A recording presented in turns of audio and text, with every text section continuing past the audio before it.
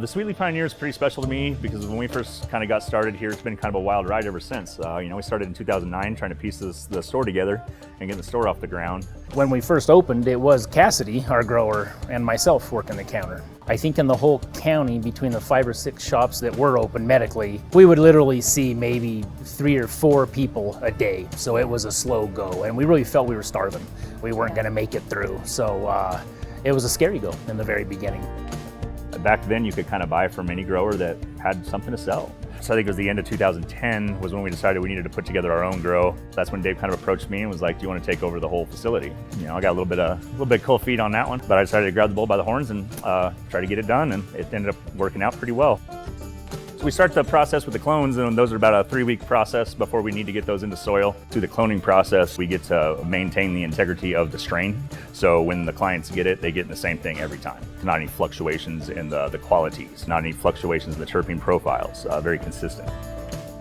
The state's always fine-tuning things, whether it's testing. We have heavy metal testing, we have microbial testing, we have potency testing, pesticide testing. So there's a lot of accountability and standards that are set on our grow as well as the front of the house, about the product we're putting out. So I think there's a lot of pride in that too. That's not forced, but just with the regulation that we have to adhere by.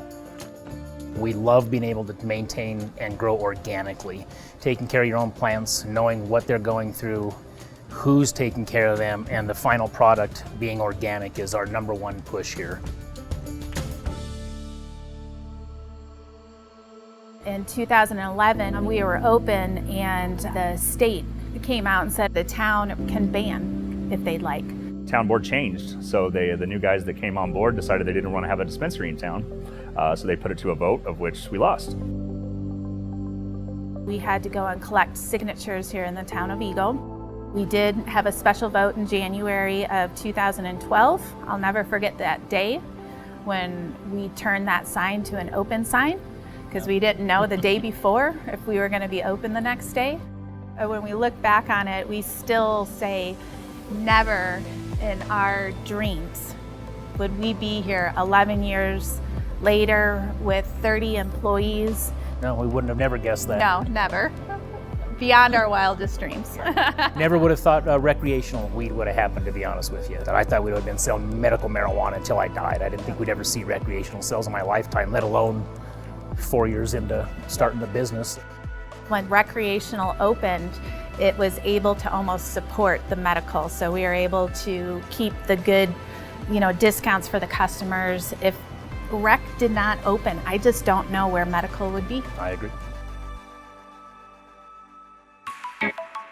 So one of the biggest things that drew me into the love of the Sweet Leaf Pioneer would just be the interaction with the employees and the customers, getting to know so many members of the community. It's a really special thing.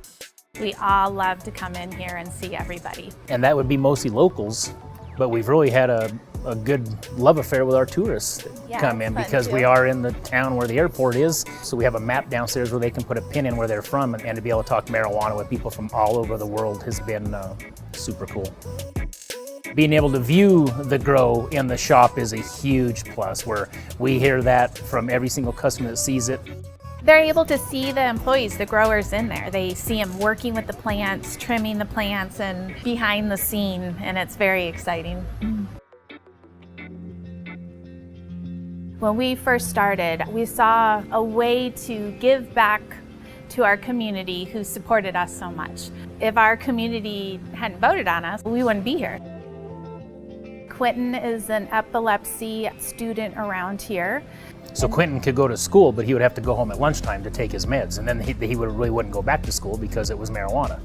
So at the state capitol, the parents got together and they went up with him and got the right to go to his school with the medicine. So it was a big step. Yeah. A big step. Yeah. And the first one in the state. It really opens your eyes to a lot of things that cannabis can do for people. You don't always get the success with certain patients, but then there's some patients that get a lot out of it, and it's really cool to see that. I'm a true believer in medical marijuana with modern medicine, and our hopes here is one day the two of them will come together.